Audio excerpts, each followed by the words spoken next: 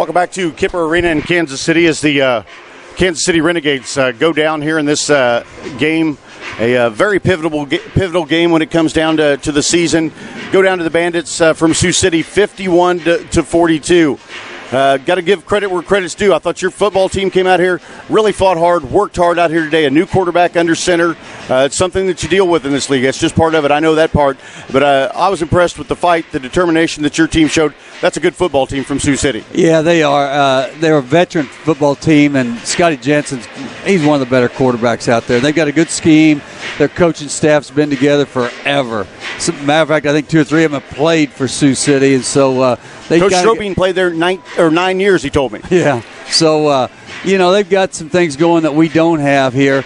And then they've got a great place to play up there, and which we do too. And we got good fans, and there's a lot of people here tonight that made an exciting ball game. But, when it comes down to it, you're not going to win if you got to continually change quarterbacks and move guys around. And it's just one of those things it's happened. Guys left or couldn't be here and couldn't come back, and, and it's hard to prepare on a week in, week out, and you don't ever get enough time with your receivers to throw the football and get good at it. The O-line gets frustrated. Then, we get some run going last week, and now all of a sudden we can't do it this week because we're behind. I mean, that one period, I think our defense was on for about a whole quarter of the first half. I mean, it was late, middle of the first quarter, and then we clear into the late second quarter before we even got to touch the ball offensive-wise again. So that's hard to do.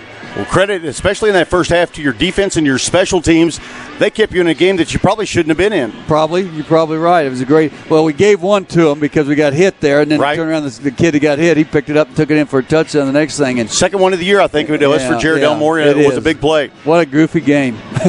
And no doubt he turned it around there. I think he ended up giving up 3 off of that play when it hit him. I don't know, that may be wrong, but then comes away with the 6 and the extra point there. And Thomas Freever, what a way he started this game, a 51-yard boot that probably wouldn't have been good from 52. Yeah, no, it was good. That was a good way. He shows at times that he can be a big league kicker and stuff, and then other times our mechanics are a couple bad snaps and he couldn't get in a rhythm there. And then that one, I think he just chunked it a little bit on this last goal line down here. But I don't know. It's frustrating. It's just guys have made plays this year, and it just seemed like we can't make plays the last few weeks. And my credits to Salina and now Sioux City, and they're good football teams. But you know what? We're as talented as there is if we just get better quarterback play, and we got it better tonight, but it wasn't good enough to win the football game. The first half, no 2 ways to cut it, dismal offensively, as I think about 9 yards in that first half. Some of that attributed to a new quarterback. Some of that attributed to an experienced and talented defense in Sioux City, but it didn't go your way in the first half. But obviously you made some good adjustments there at the half, and your new quarterback, Chris Coffin, really got his legs and his mind both underneath him, and he had a pretty good second half when it comes right down to it. Yeah, he did, and he got, just mechanically wise, we were a little slow there as the game went on, but that's, I'm sure his excitement and wanting to say the play correctly and everything like that. Yeah, the first half he missed some throws, but we might have had 9 or 10 snaps in the first half offensive wise. I mean, that's about the fewest I've ever had in arena football, so it's just one of those frustrating nights. Probably had to be a little frustrating to you, too, as we kind of noticed this up here in the booth. Their offensive line, very, very good. Seemed like every time Johnny Bentley touched the football, whether it be on a handoff or on a pitch or anything like that, he'd already gained 2, 3, 4 yards before anybody laid a hand on him. He's a fast starter, and he really does hit it quick, and he's a good player. And that O-line, like I said, they've had some issues with some injuries, but that O-line is a mature veteran bunch, and they can come off the ball and move people. And then, a smaller back gets hidden behind them. And so it just that makes it frustrating for the defensive front. We're not the biggest defensive front. We did a lot better when Jamal Green was in there because he had a good game. He kind of has he takes 2 gaps out of it and kind of restricts that hole a little bit wider. I'll tell you the guy I'm lobbying for the best pound-for-pound player on the team because I feel like he's undersized his position, Brandon Smith. Yes, he does a great job. He and Jared both are pass rushing guys. We've kind of changed some things up to help them a little bit, and they did a good job. But I think what happened with both of them, because we were one defensive lineman short with Mike Landry being hurt tonight, is those guys wore out. That's a big loss, too, a guy like Mike Landry. Oh, it's a tremendous loss. He's a great player. But when you start having issues with, with them being on the field so many snaps, I bet they were on the field 30-some snaps in that first half, and maybe that's not quite right, but they're tired. I mean, when you're only up 4 defensive guys and 2 of them are nose guards, so the 2 ends had to go almost all that first half, and that's a lot of snaps where normally you'd go 4 or 5 plays, get out, 5 or 6 plays, some kicking situations. Now you got plenty of time to rest and recoup and be right back out there. But they were right, 1 play, boom, right back in. So it was tough on them. Yeah, it was wearing me out from up here, as a matter of fact. Yeah. So I know what it must have been like for those guys out there on the field. So the final ends up being 51-42. Attempted 2-point conversion there. That could have really changed the complexion of things. I'm not sure who got their hand on the ball on the second onside kick there, onside kick attempt. Somebody went out there and gave a real good effort on it, though. Jared Elmore again. I mean, he just gets better and better, and he's going to be a tremendous player for him here as a receiver. And great kid, great attitude, works hard. And his athletics will get out, and he just needs a break. And we may give that to him next week and let him play a little bit of receiver. He and CJ and Damon Barry, who had a touchdown today. We've got some good young kids, and we need to start seeing if they're going to be players for the future here too. I got the lowdown on several key things that fans like to hear about. Fastest guy on the team, Victor said, hands down, Damon Barry. Oh, I think so.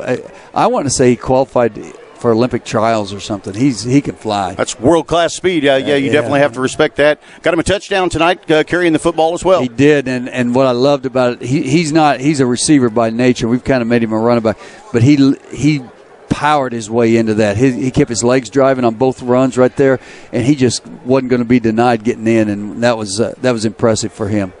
So Bloomington coming up next week, is that right? Yes, we go there and play there next Friday. That means you got to put up with Jim and I on a long bus ride. That's what it means. Well, you're always welcome. You know that. Well, we always have a good time, Coach. Still, nothing firmly decided or anything like that as far as playoff picture goes. Basically, you need to win the rest of your games. Yes. Right now, I'd say we're probably head-to-head with the Sioux City is probably a game up on us now, and then we're a game behind, and then I think we're even with Bloomington. So, we've got to be right in there. We've got to find a way to win out, and then have some people help us too. So it's going to be a long bus ride up there. It's not bad. That's only 6 hours. A lot of interstate. Yeah, a lot of interstate. No, I've been over there a few times, but I've been over there from Wichita, so it's a lot longer from there. No doubt about it. Ken Matous, the head coach of the Kansas City Renegades, has been our guest here as his team goes down, evens their record out at 4-4 on the year. They had a new quarterback under center in Chris Coffin, another Graceland product. Had a good second half, so that's something to build off of. Any chance we'll see Xavier next week? I don't know. Who knows? We're going to quit talking about that, aren't we? Yeah, we probably jinxed that. Okay, probably my fault. I'll take the responsibility for that. We've all been kind of hoping that he'd come back because he is such a good player, good leader, and good man to be around. But it is what it is, and we've got to dig out of this hole a little bit and get some momentum back, build some confidence. Well, you hate to lose at home, but at least you lose to a good football team. And from what I can tell from every game, I've seen a lot less shenanigans after plays and things like that in this game. Obviously, Coach Strobing keeps his guys under control. You do too. Saw a lot of mutual respect between these two teams out here. And even if you come up on the losing side of the scoreboard, when your guys handle themselves that well, represent themselves that well, and play good hard-nosed football, that makes you feel good still. Oh, it does. Just that I always want guys to do things with class and professionalism, and sometimes that doesn't happen in this game. And especially young guys that think they've been mistreated or hit late and stuff, and that's just the nature of this beast here. People get smacked into those walls and get hit and run into, and then that's football. But or they fall over them like I did earlier today. Yes, I did. I wish we had that on tape. Oh, I'm glad we don't. I might have to have my shoulder put in a sling or something tomorrow. I'm not hurting yet, but I'll call you if I'm hurting too much. You got no workers' comp with us now, so. Well, that's all right. I'm so overpaid anyway. It'll be all right. It'll be all right. Ken Matous has been our guest here, a true gentleman post-game as his team goes down in a hard-fought battle, 51-42 against a very good Sioux City Bandits team. And I'm just going to tell you, Scott Jensen, I watched him warm up, looked at him, and I thought he looked like the kid next door. Yeah. I didn't think he was going to be that good. Pretty good quarterback. He's a real good player. I've coached against Scott a bunch over the last 4 years, 5 years, whatever it is, and he's a good player, good guy too. Well, a good team gets the win here at Kemper over another good team today as the Renegades go down 51-42. Coach Matous, thanks as always for stopping by. It's always a pleasure, and we'll look forward to the ride to Bloomington, and we'll look forward to a Renegades victory then too. I like that. We'll see if we can do it. All right, Ken Matous has been our guest. Thanks for tuning in. We'll come back and wrap things up the other side of the break here real quickly. We'll do that very shortly right here on 810 WHB TV.